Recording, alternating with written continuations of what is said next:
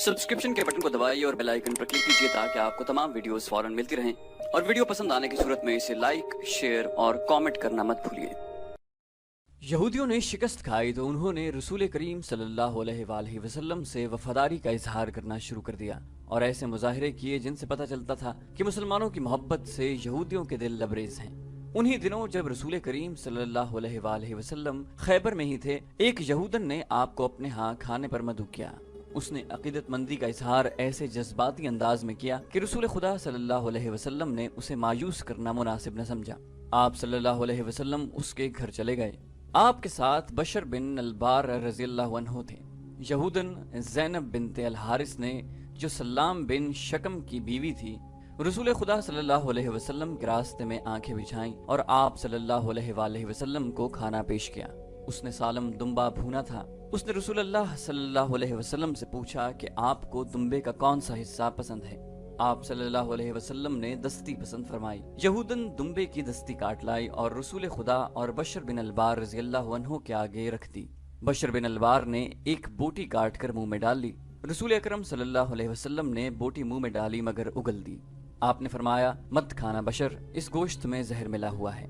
बशर बिन अलबार बोटी चबा रहे थे। उन्होंने उगल तो दी लेकिन जहर लुआब दहन के साथ हलक से उतर चुका था। रसूल खुदा ने फरमाया, ए यहूदन, क्या मैं गलत कह रहा हूँ कि तूने इस गोश्त में जहर मिलाया है? यहूदन इनकार नहीं कर सकती थी, उसके जुर्म का सबूत सामने आ गया था। बशर बिन अलबार रज़ियल्लाहु अन्हु हल्क पर हाथ रख कर उठे और चकरा कर गिर पड़े। जहर इतना तेज था कि उसने बशर रज़ियल्लाहु अन्हु को फिर उठने न दिया। वो जहर की तलखी से तड़पे और फौत हो गए। यहूदन ने बड़ी दलेरी से एतराफ किया, ए मोहम्मद सल्लल्लाहु अलैहि वसल्लम, खुदा यहूदा की कसम, ये मेरा फर्ज था जो मैंने अदा किया। रसूल अल्लाह सल्लल्लाहु अलैहि वसल्लम ने उस यहूदन और उसके खावत के कत्ल का हुक्म फरमाया और खैबर के यहूदियों के साथ आपने जो मुशफ़िक़ाना रवैया इख्तियार किया था वो उनकी ज़हनियत के मुताबिक बदल डाला। इब्ने इसहाक लिखते हैं, मरवान बिन उस्मान ने मुझे बताया था कि रसूल खुदा सल्लल्लाहु अलैहि वसल्लम आखिरी मर्ज में मुब्तला थे। आपने वफात से 2-3 रोज पहले उम्मे बशर बिन अलबार को, जब वो आपके पास बैठी थी, फरमाया था, उम्मे बशर, मैं आज भी अपने जिस्म में उस जहर का असर महसूस कर रहा हूँ जो उस यहूदन ने गोश्त में मिलाया था। मैंने गोश्त चबाया नहीं, उगल दिया था, मगर जहर का असर आज तक मौजूद है। इसमें शक व शुबे की गुंजाइश नहीं कि रसूल अल्लाह सल्लल्लाहु अलैहि वसल्लम की आखिरी बीमारी का बायस यही जहर था। मोहम्मद सल्लल्लाहु अलैहि वसल्लम को कोई कत्ल नहीं कर सकता। खालिद ने कहा, आखिर कब तक? अबू जुरैज ने कहा, उसका जादू कब तक चलेगा? उसे एक ना एक दिन कत्ल होना है, नाउजुबिल्लाह। अबू जुरैज ने खालिद के करीब होते हुए पूछा, क्या तुमने मोहम्मद सल्लल्लाहु अलैहि वसल्लम के कत्ल की कभी कोई तरकीब सोची है? खालिद ने जवाब दिया, कई बार। जिस रोज मेरे कबीले ने बदर के मैदान में शिकस्त खाई थी, उस रोज से मोहम्मद सल्लल्लाहु अलैहि वसल्लम को अपने हाथ से नाउजुबिल्लाह कत्ल करने की तरकीब सोच रहा हूँ, लेकिन मेरी तरकीब कारगर नहीं हुई। क्या वो तरकीब मुझे बताओगे? खालिद ने जवाब दिया, क्यों नहीं, बड़ी आसान तरकीब है। यह है खुले मैदान में आमने सामने की लड़ाई, लेकिन मैं एक लश्कर के मुकाबले में अकेला नहीं लड़ सकता। हम 3 लड़ाइयां हार चुके हैं। अबू जुरैज ने कहकह लगाकर कहा, खुदा की कसम, मैंने कभी नहीं सोचा था कि वलीद का बेटा बेवकूफ हो सकता है। मैं यहूदियों जैसी तरकीब की बात कर रहा हूँ, मैं धोखे और फरेब की बात कर रहा हूँ। मोहम्मद सल्लल्लाहु अलैहि वसल्लम को तुम आमने सामने की लड़ाई में नहीं मार सकते और तुम उसे फरेबकारी से भी नहीं मार सकते। खालिद ने कहा, फरेब कभी कामयाब नहीं हुआ। बूढ़ा अबू जुरैज खालिद के तरफ झुका और उसके सीने पर उंगली रखकर बोला, किसी और का फरेब नाकाम हो सकता है, यहूदियों का फरेब नाकाम नहीं होगा। इसकी वजह यह है कि फरेबकारी यहूदियों के मजहब में शामिल है। मैं लैस बिन मोशान का दोस्त हूँ, कभी उसकी बातें सुनो। वो दानिशमंद है, उसकी जबान में जादू है, वो तुम्हें जबान से मशहूर कर देगा। वो कहता है कि साल लग जाएंगे, सदियां गुजर जाएंगी, आखिर फतह यहूदियों की होगी। दुनिया में कामयाब होगा तो सिर्फ फरेब कामयाब होगा। मुसलमान अभी तादाद में थोड़े हैं, इसलिए उनमें इत्तेफाक और इत्तेहाद है। अगर उनकी तादाद बढ़ गई तो यहूदी ऐसे तरीकों से उनमें तफरका डालेंगे कि मुसलमान आपस में लड़ते रहेंगे और समझ न सकेंगे कि ये यहूदियों की कारस्तानी है। मोहम्मद सल्लल्लाहु अलैहि वसल्लम उन्हें यकजान रखने के लिए कब तक जिंदा रहेंगे? खालिद उठ खड़ा हुआ। अबू जुरैज भी उठा। खालिद ने दोनों हाथ आगे किए। अबू जुरैज ने उसके हाथ अपने हाथों में ले लिए। मुसाफा करके खालिद अपने घोड़े पर सवार हो गया। अबू जुरैज ने पूछा, तुमने ये तो नहीं बताया कि कहाँ जा रहे हो? मदीने। मदीने? अबू जुरैज ने हैरत से पूछा, वहाँ क्या करने जा रहे हो? अपने दुश्मन के पास। میں محمد صلی اللہ علیہ وآلہ وسلم کا جادو دیکھنے جا رہا ہوں، خالد نے کہا اور گھوڑے کو ایڑے لگا دی۔ اس نے کچھ دور جا کر پیچھے دیکھا، ابو جریج کا قافلہ نظر نہ آیا۔ خالد نشیبی جگہ سے نکل کر دور چلا گیا تھا۔ اس نے گھوڑے کی رفتار کم کر دی، اسے ایسا لگا جیسے آوازیں اس کا تعاقب کر رہی ہوں۔ محمد صلی اللہ علیہ وآلہ وسلم جادوگر، محمد کے جادو میں طاقت ہے۔ نہیں نہیں، اس نے سر جھٹک کر اپنے آپ سے کہا۔ لوگ جس چیز کو سمجھ نہیں سکتے اسے جادو کہہ دیتے ہیں، اور جس آدمی کا سامنا نہیں کر سکتے اسے جادوگر سمجھنے لگتے ہیں۔ پھر بھی کچھ نہ کچھ ضرور راز ہے، محمد صلی اللہ علیہ وآلہ وسلم میں کوئی بات ضرور ہے۔ ذہن اسے چند دن پیچھے لے گیا۔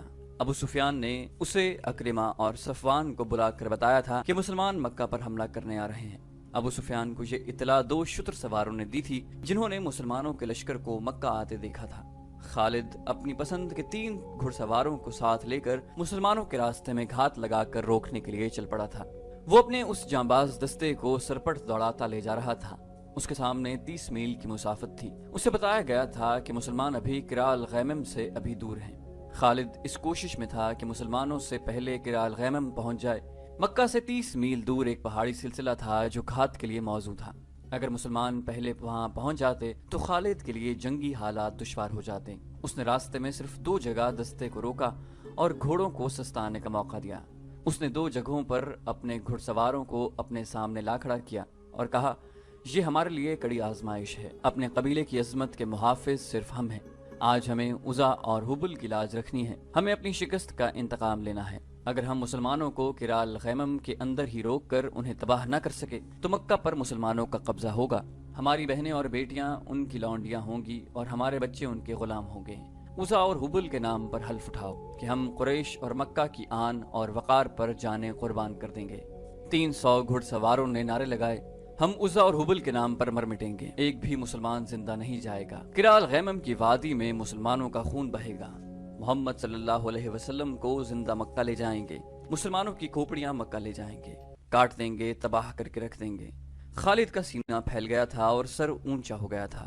اس نے گھات کے لیے بڑی اچھی جگہ کا انتخاب کیا تھا۔ اس نے نہایت کارگر جنگی چالیں سوچ لی تھیں۔ وہ اپنے ساتھ صرف سوار دستہ اس لیے لایا تھا کہ وہ مسلمانوں کو بکھیر کر اور گھوڑے دوڑا دوڑا کر لڑنا چاہتا تھا۔ مسلمانوں کی زیادہ تعداد پیادہ تھی۔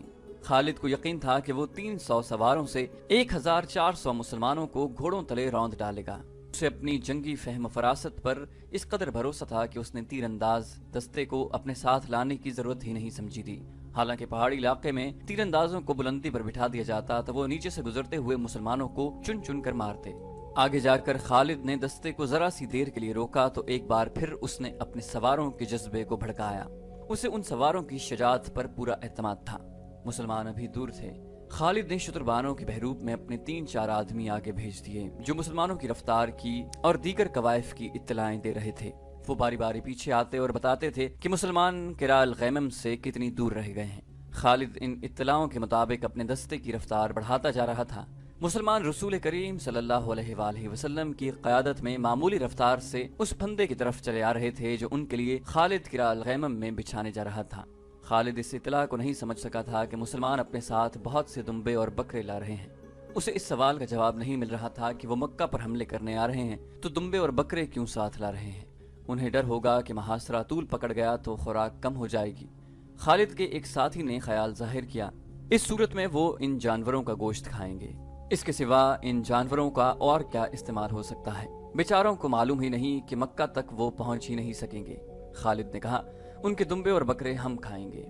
مسلمان ابھی قرع الغیمم سے 15 میل دور اسفان کے مقام پر تھے کہ خالد اس سلسلہ کوہ میں داخل ہو گیا۔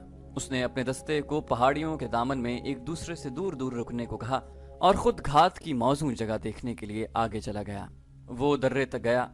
یہی رستہ تھا جہاں سے قافلے اور دستے گزرا کرتے تھے۔ وہ یہاں سے پہلے بھی گزرا تھا، لیکن اس نے اس درے کو اس نگاہ سے کبھی نہیں دیکھا تھا جس نگاہ سے آج دیکھ رہا تھا۔ اس نے اس درے کو دائیں بائیں والی بلندیوں پر جا کر دیکھا، نیچے آیا، چٹانوں کے پیچھے گیا اور گھوڑوں کو چھپانے کی ایسی جگہوں کو دیکھا جہاں سے وہ اشارہ ملتے ہی فوراً نکل آئیں اور مسلمانوں پر بڑی بے خبری میں ٹوٹ پڑیں۔ وہ مارچ 628 کے آخری دن تھے۔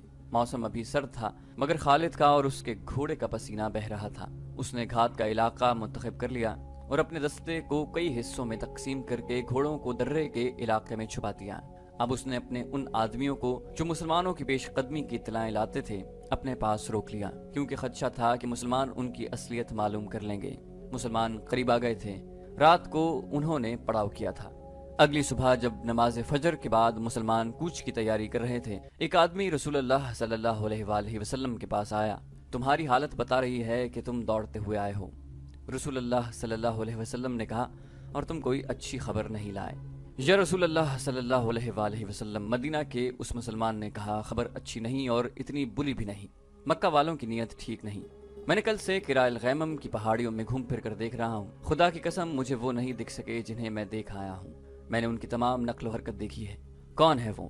اہل قریش کے سوا اور کون ہو سکتا ہے؟ اس نے جواب دیا، وہ سب گھڑ سوار ہیں اور درے کے ارد گرد کی چٹانوں میں چھپ گئے ہیں۔ تعداد 300 اور 400 کے درمیان ہے۔ رسول کریم صلی اللہ علیہ وسلم کے اس جاسوس نے کہا، میں نے اگر صحیح پہچانا ہے تو وہ خالد بن ولید ہے، جس کی بھاگ دوڑ کو میں سارا دن چھپ چھپ کے دیکھتا رہا ہوں۔ میں اتنی قریب چلا گیا تھا کہ وہ مجھے دیکھتے تو قتل کر دیتے۔ خالد نے اپنے سواروں کو درے کے ارد گرد پھیلا کر چھپا دیا ہے۔ کیا یہ غلط ہوگا کہ وہ گھات میں بیٹھ گئے ہیں؟ مکہ والوں کو ہمارے آنے کی اطلاع ملی تو وہ سمجھے ہوں گے کہ ہم مکہ کا محاصرہ کرنے آئے ہیں۔ صحابہ کرام میں سے کسی نے کہا، خدا کی قسم جس کے ہاتھ میں ہم سب کی جان ہے۔ رسول اکرم صلی اللہ علیہ وآلہ وسلم نے فرمایا، اہل قریش مجھے لڑائی کے لیے للکاریں گے تو میں بھی نہیں لڑوں گا۔ ہم جس ارادے سے آئے ہیں اس ارادے کو بدلیں گے نہیں۔ ہماری نیت مکہ میں جا کر عمرہ کرنے کی ہے اور ہم یہ دمبے اور بکرے قربانی کے لیے ساتھ لائے ہیں۔ میں اپنی نیت میں تبدیلی کر کے خدائے ذوالجلال کو ناراض نہیں کروں گا۔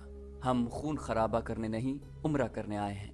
یا رسول اللہ صلی اللہ علیہ وآلہ وسلم، ایک صحابی نے پوچھا، وہ درے میں ہمیں روکیں گے تو کیا ہم پر اپنے دشمن کا خون خرابہ جائز نہیں ہوگا؟ صحابہ کرام رسول خدا صلی اللہ علیہ وسلم کے ارد گرد اکٹھے ہو گئے۔ اس صورتحال سے بچ کر نکلنے کے طریقوں پر اور راستوں پر بحث مباحثہ ہوا۔ رسول اکرم اچھے مشورے کو دھیان سے سنتے اور اس کے مطابق حکم صادر فرماتے۔ آخر رسول خدا صلی اللہ علیہ وآلہ وسلم نے حکم صادر فرمایا۔ آپ صلی اللہ علیہ وسلم نے 20 گھڑ سوار منتخب کیے اور انہیں ان ہدایات کے ساتھ آگے بھیج دیا کہ وہ کرال غیمم تک چلے جائیں لیکن درے میں داخل نہ ہوں۔ وہ خالد کے دستے کا جائزہ لیتے رہیں اور یہ دستے ان پر حملہ کرے تو یوں لڑیں کہ پیچھے کو ہٹتے آئیں اور بکھر کر رہیں۔ تاثر یہ دیں کہ یہ مدینہ والوں کا ہراول جیش ہے۔ ان 20 سواروں کو دعاؤں کے ساتھ روانہ کر کے باقی اہل مدینہ کا راستہ آپ صلی اللہ علیہ وآلہ وسلم نے بدل دیا۔ آپ نے جو راستہ اختیار کیا وہ بہت ہی دشوار گزار تھا اور لمبا بھی تھا، لیکن آپ صلی اللہ علیہ وآلہ وسلم لڑائی سے بچنے کی کوشش کر رہے تھے۔ ایک مشکل یہ بھی تھی کہ اہل مدینہ میں کوئی ایک آدمی بھی نہ تھا جو اس راستے سے واقف ہوتا۔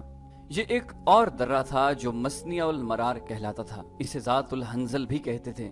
رسول کریم صلی اللہ علیہ وسلم اپنے ساتھیوں کے ساتھ اس درے میں داخل ہو گئے اور سلسلہ کوہ کے ایسے راستے سے گزرے جہاں سے کوئی نہیں گزرا کرتا تھا۔ وہ راستہ کسی کے گزرنے کے قابل تھا ہی نہیں۔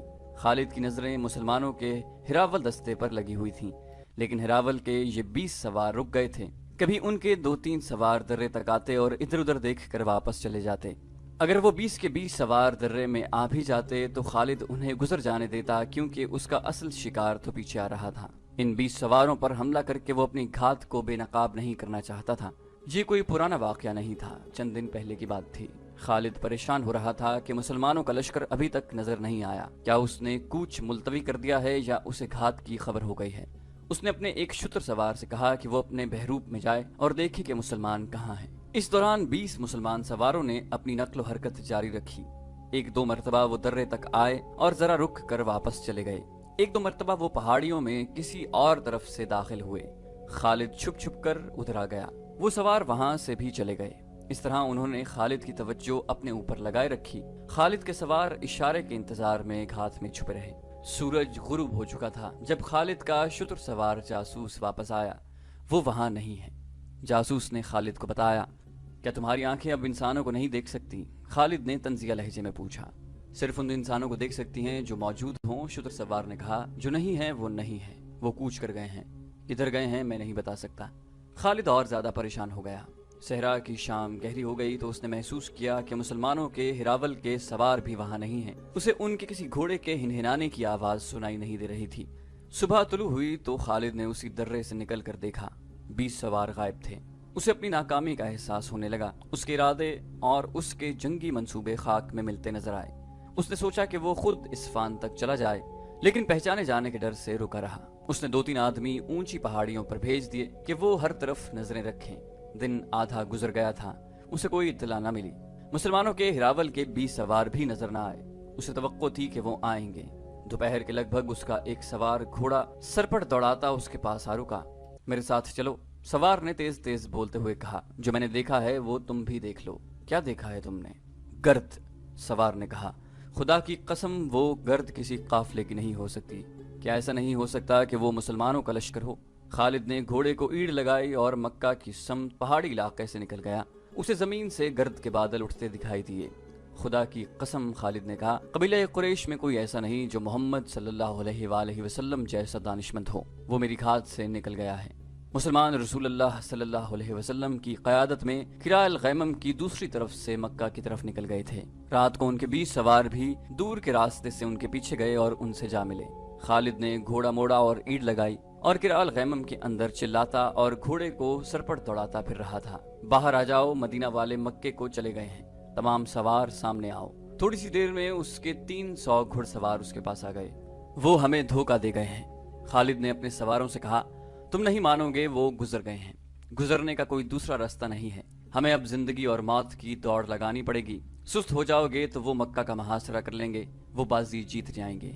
आज मदीना के रास्ते पर जब मदीना करीब रह गया था, खालिद को याद आ रहा था कि उससे मक्का पर मुसलमानों के कब्जे का डर तो था, लेकिन वो रसूल करीम सल्लल्लाहु अलैहि वसल्लम की इस चाल पर अश कर उठा था।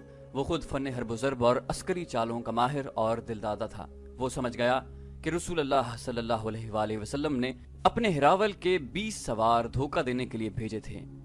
सवारों ने उसे कामयाबी से धोखा दिया, उसकी तवज्जो को गिरफ्तार किए रखा और मुसलमान दूसरी तरफ से निकल गए। ये जादू नहीं, खालिद ने अपने आप से कहा। अगर अपने कबीले की सरदारी मुझे मिल जाए तो जादू के ये करतब मैं भी दिखा सकता हूँ। ये सही था कि उसके बाप ने उसे ऐसी अस्करी तालीम तरबियत दी थी कि वो मैदान जंग का जादूगर कहला सकता था, मगर उसके ऊपर एक सरदार था, अबू सुफियान। वो कबीले का सालार आला था। उसके मातहत खालिद अपनी कोई चाल नहीं चल सकता था। अपनी इस मजबूरी ने उसके दिल में अबू सुफियान की नफरत पैदा कर दी थी। उसे चंद दिन पहले का ये वाकया याद आ रहा था। 1400 मुसलमान उसकी घात को धोखा देकर मक्का की तरफ निकल गए हैं। उसने ये सोचा ही नहीं था कि 300 सवारों से मुसलमानों पर अकब से हमला कर दे। उसे एहसास था कि जो मुसलमान कलील तादाद में कसीर तादाद के दुश्मन को शिकस्त दे सकते हैं, उन्हें 300 सवारों से शिकस्त नहीं दी जा सकती, क्योंकि वो कसीरुल तादाद हैं। उसे मक्का हाथ से जाता नजर आने लगा और उसे ये खिफ़त भी महसूस होने लगी थी कि उसकी घात की नाकामी पर अबू सुफियान उसे ताना देगा और हंसी उड़ाएगा। फिर उसे कुरैश की शिकस्त और मक्का के सुकूत का मुजरिम कहा जाएगा। उसने अपने सवारों को एक रास्ता समझा कर कहा कि मुसलमानों से पहले मक्का पहुंचना है। ये दूर का रास्ता था, लेकिन वो मुसलमानों की नजरों से बचने की कोशिश कर रहा था। उसके 300 सवारों ने घोड़ों को ईड़े लगा दी। रास्ता लंबा होने की वजह से 3 मील का फासला 1.5 गुना हो गया था, जिसे खालिद रफ्तार से कम करने के जतन कर रहा था। अरबी नस्ल के आला घोड़े शाम से बहुत पहले मक्का पहुंच गए। वहां मुसलमानों की अभी हवा भी नहीं पहुंची थी। मक्का के लोग घोड़ों के शोरगुल पर घरों से निकल आए। अबू सुफियान भी बाहर आ गया। क्या तुम्हारी घात कामयाब रही? अबू सुफियान ने पूछा। वो घात में आए ही नहीं। खालिद ने घोड़े से कूद कर उतरते हुए कहा, क्या तुम मक्का के इर्द गिर्द ऐसी खंदक खुदवा सकते हो जैसी मोहम्मद सल्लल्लाहु अलैहि वसल्लम ने मदीना के इर्द गिर्द खुदवाई थी? वो कहाँ हैं? अबू सुफियान ने घबराई हुई आवाज में पूछा। क्या यह बेहतर नहीं होगा कि मुझे उनकी कुछ खबर दो? जितनी देर में तुम खबर सुनते और सोचते हो, इतनी देर में वो मक्का को मुहासरे में ले लेंगे। खालिद ने कहा, हुबल और उज़ा की अजमत की कसम, वो पहाड़ों और चट्टानों को रौंदते आ रहे हैं। अगर वो किराल गैमम में से किसी और रास्ते से गुजरे हैं तो वो इंसान नहीं। कोई प्यादा वहां से इतनी तेजी से नहीं गुजर सकता जितनी तेजी से वो गुजर आए हैं। खालिद, अबू सुफियान ने कहा, जरा ठंडे होकर सोचो। खुदा की कसम, घबराहट से तुम्हारी आवाज कांप रही है। अबू सुफियान, खालिद ने जलकर कहा, तुम में सिर्फ ये खूबी है कि तुम मेरे कबीले के सरदार हो। मैं तुम्हें ये बता रहा हूँ कि इनके लिए मक्का की ईंट से ईंट बजा देना कोई मुश्किल नहीं। खालिद ने देखा कि उसके 2 साथी सालार अक्रिमा और सफवान करीब ही खड़े थे। खालिद ने उनसे कहा, आज भूल जाओ कि तुम्हारा सरदार कौन है। सिर्फ ये याद रखो कि मक्का पर तूफान आ रहा है। अपनी आन को बचाओ। यहाँ खड़े एक दूसरे का मुंह न देखो। अपने शहर को बचाओ, अपने देवताओं को बचाओ। सारे शहर में भगदड़ बपा हो गई थी। लड़ने वाले लोग बर्छियां, तलवारें और तीर कमान उठाए मक्का के दिफा को निकल आए। عورتیں اور بچوں کو ایسے بڑے مکانوں میں منتقل کیا جانے لگا جو قلعوں جیسے تھے۔ جوان عورتیں بھی لڑنے کے لیے تیار ہو گئیں۔ یہ ان کے شہر اور جان و مال کا ہی نہیں، ان کے مذہب کا بھی مسئلہ تھا۔ یہ دو نظریوں کی ٹکر تھی، لیکن خالد اسے اپنے ذاتی وقار کا اور اپنے خاندانی وقار کا بھی مسئلہ سمجھتا تھا۔ اس کا خاندان جنگ و جدل کے لیے مشہور تھا۔ اس کے باپ کو لوگ عسکری قائد کہا کرتے تھے۔ خالد اپنے خاندان کے نام اور خاندانی روایات کو زندہ رکھنے کی سرتوڑ کوشش کر رہا تھا۔ اس نے ابو سفیان کو نظر انداز کر دیا، اکرمہ اور صفوان کو ساتھ لیا اور ایسی چالیں سوچ لیں جن سے وہ مسلمانوں کو شہر سے دور رکھ سکتا تھا۔ اس نے سواروں کی کچھ تعداد اس کام کے لیے منتخب کر لی کہ یہ سوار شہر سے دور چلے جائیں، اور مسلمان اگر محاصرہ کر لیں تو یہ گھڑ سوار عقب سے محاصرے پر حملہ کر دیں، مگر وہاں جم کر لڑیں نہیں، بلکہ محاصرے میں کہیں شگاف ڈال کر بھاگ جائیں۔ شہر میں افراتفری اور لڑنے والوں کی بھاگ دوڑ اور للکار میں چند ایک عورتوں کی مترنم آوازیں سنائی دینے لگیں۔ ان کی آوازیں ایک آواز بن گئی تھی۔ وہ رزمیہ گیت گا رہی تھیں جن میں رسول اللہ صلی اللہ علیہ وآلہ وسلم کے نعوذ باللہ قتل کا ذکر تھا۔ بڑا جوشیلا اور بھڑکا دینے والا گیت تھا۔ یہ عورتیں گلیوں میں یہ گیت گاتی پھر رہی تھیں۔ چند ایک مسلح شتر سواروں کی مدینہ کی طرف سے آنے والے رستے پر اور دو تین اور سمتوں کو دوڑا دیا گیا کہ وہ مسلمانوں کی پیش قدمی کی خبر پہنچاتے رہیں۔ عورتیں اونچے مکانوں کی چھتوں پر چڑھ کر مدینہ کی طرف دیکھ رہی تھیں۔ سورج افق میں اترتا جا رہا تھا۔ صحرا کی شفق بڑی دلفریب ہوا کرتی ہے، مگر اس شام مکہ والوں کو شفق میں لہو کے رنگ دکھائی دے رہے تھے۔